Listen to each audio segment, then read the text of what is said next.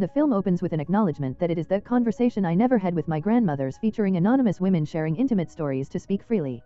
The setting alternates between a documentary style, a woman being prepped for an interview, and a film crew on set, and the deeply personal, often raw narratives themselves. The central theme revolves around the female experience, spanning childhood innocence, the complexities of burgeoning sexuality, marriage, aging, and a lifelong struggle with societal expectations and internal guilt. One primary narrator, a woman of an unspecified but older age, begins by reflecting on her life. She describes herself as a normal woman with unfulfilled dreams, grateful to have been born female despite the vulnerability that comes with it. She fondly recalls a naive childhood on her father's remote farm, surrounded by nature and under the impression that everyone was good. However, this innocence was shattered as she learned she had to negotiate certain things to be accepted, marking the start of her troubles. She speaks of her desire for a loving, tender sexual relationship which she didn't achieve when I was young. She also expresses a lighthearted regret about not having very big breasts, though she notes her small ones are still pretty. She lived with her very horny husband until his death, and now in her solitude fears a crazy man might approach and wake me up again, needing a metaphorical fireman to put out her inner fire. Loneliness has forced her to confront her own shadow, and she believes that if one is alive one needs sex, but there is no one around. Another significant memory is her 7-year platonic love with a boy who lived next door, starting when they were 10. Their love was expressed through a secret exchange, a piece of paper containing a sweet he had sucked, which she found to be a test of their love, a distance kiss, a virtual kiss. The note inside asked her to go on the Ferris wheel with him. Their innocent yet monumental shared ride culminated at the top with a secret holding of little fingers, a powerful sign of love that gave her butterflies and heat around my ears. The moment was instantly crushed when the wheel descended to find her mother waiting. The boy fled like a proper gentleman, and her mother hit her with a self-made whip. Reflecting on aging, she finds the menopause difficult, marked by low libido, mood swings, and general malaise, confronting her with the reality of being over the hill. She begins preparing for her journey towards your funeral, giving instructions to her daughter about her nails, hairdresser, and desire to be buried whole and with earrings. She expresses a wish to die peacefully like her grandmother, who passed away sitting in a rocking chair after a glass of Coke. She fears dying alone, unable to call for help, but defiantly maintains that while I'm alive, I won't be an old lady. The narrative then takes a dark turn into the roots of her enduring guilt. She recounts being sent to work at a house when she was young, witnessing an intimate act and being instructed to wash the man properly down there. She kept this and other abuses a secret, silenced by the aggressor's warning that no one would listen. She deeply questions the church's penitential act, wondering what she is truly guilty of. The film explores how guilt, like a deeply rooted tree, was instilled in her, believing she was guilty of being beaten, and more profoundly that she was to blame for sexual assaults. When trying to report abuse, she was asked what she did to arouse those desires in your cousin or in your uncle.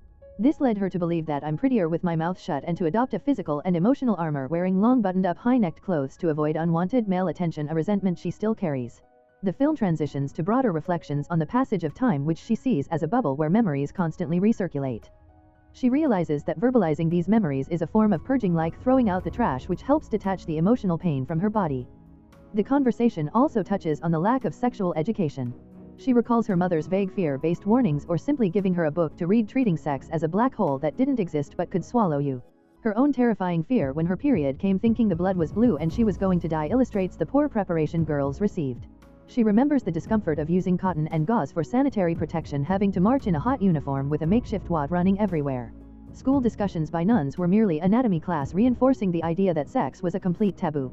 Her mother's preoccupation with her daughter's femininity is noted. She disliked her playing baseball and swimming for fear she would grow muscles like a man.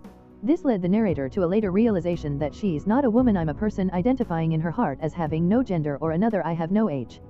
She discusses the expectations placed upon her. The dream of all schoolgirls was to marry and have children, a life she meticulously planned in her mind, a hard-working, kissing husband and beautiful, well-dressed children. However, her planned story ended before the part where night fell and you had to go to bed. For her, being a woman means being strong, sweet, and passionate, whether as a lover or an enemy. The film closes by touching on the power of femininity to attract, and the innocence of her youth, where she couldn't differentiate between the words cooties and clitoris. Women were not taught they could feel desire, and anything more than a heartbeat was a sin. Her final words reveal her first fantasy: someone watching me while I masturbated, and desire all the pleasure they see in you. This desire for acknowledgement and validation, suppressed for a lifetime, offers a final powerful insight into the hidden life of women. The film delves into the life and emotional liberation of an older woman, focusing on her experiences with love, marriage, motherhood, domestic abuse, and rediscovering her sexuality in later life. The narrative is framed as an intimate confession, blending past trauma with a celebration of present-day freedom. The woman recalls her early marriage, marked by deep love and the belief that she would touch the sky. Having been raised in a strict conservative generation, she was a virgin on her wedding day. Her innocence led to a shocking lack of knowledge about sex. She remembers fleetingly seeing her father partially naked, which gave her the naive impression that a man's body was a horrible thing that must hurt. Her first intimate experience with her husband was awkward and unfulfilling as neither knew how to do it. She humorously recounts asking him if he was sure you did it right in the right place. This confusion and dissatisfaction continued for years. She had 2 children before she even knew what an orgasm was. Her husband quickly established control on their honeymoon, telling her, "Don't do this, don't do that. I don't like it that way. Here, the one who has the initiative is me." This led to immense sexual frustration, which she channeled into an obsession with masturbation, finding delight and personal freedom in achieving multiple orgasms alone, sometimes turning away from her husband to masturbate next to him. Her journey into motherhood was equally uninformed and challenging. She became pregnant without understanding the physical changes or what giving birth entailed. She vividly describes the archaic and heroic act of childbirth, seeing other women screaming yet maintaining her composure and never screaming herself before realizing she had a girl. The birth triggered a profound identity crisis. She was no longer a young woman or a wife, but solely a mother, feeling insufficient and lost. This period was difficult but ultimately taught her about a love that cannot be defined and the immense responsibility of guiding her child, especially a girl, through life without passing on her own negative experiences.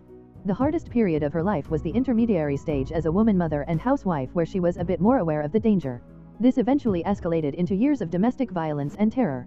She recalls one instance where her husband threatened to hit their baby with a screwdriver and her defiant response, "If you're such a man, hit me." When she sought help from her parents, her mother encouraged her to forgive that poor man, and her father admonished her for not heeding his earlier advice about the marriage, telling her to bear with it because this is your cross. She endured continuous marital rape, a concept she didn't realize was possible because she was taught that a husband had implicit rights to her body. She was the one who began to get sick and in a moment of despair and exhaustion decided to let herself die by not seeking treatment for what turned out to be cervical cancer. She thought that dying would free her from blame.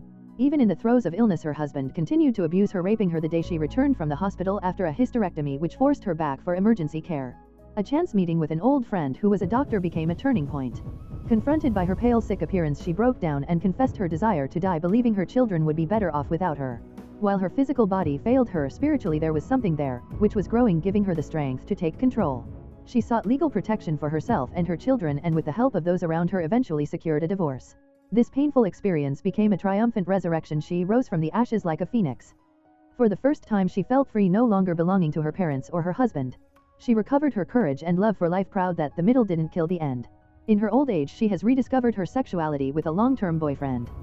She is no longer obsessed with the orgasms she was previously denied and now enjoys a relationship with honest communication, foreplay and oral sex. She enjoys the freedom of not marrying him, preferring the excitement of a committed relationship where they live separately, everyone in their own house and God in every house. This arrangement keeps the romance alive, bringing butterflies in my tummy every time they meet. She proudly rejects the notion that old age means an end to passion, believing a woman is always in full swing and that fire only dies from the iced water of frustrations and humiliations. The film concludes with her ultimate joy, the complete freedom to be herself, ageless, genderless, and free from all impositions. She asserts that she wouldn't change any part of her life, choosing to remain exactly where she is, happy and outspoken.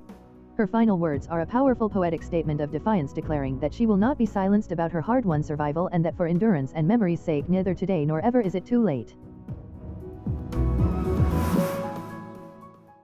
If you enjoy watching this video, then subscribe to Angel Recaps for the latest movies explanation.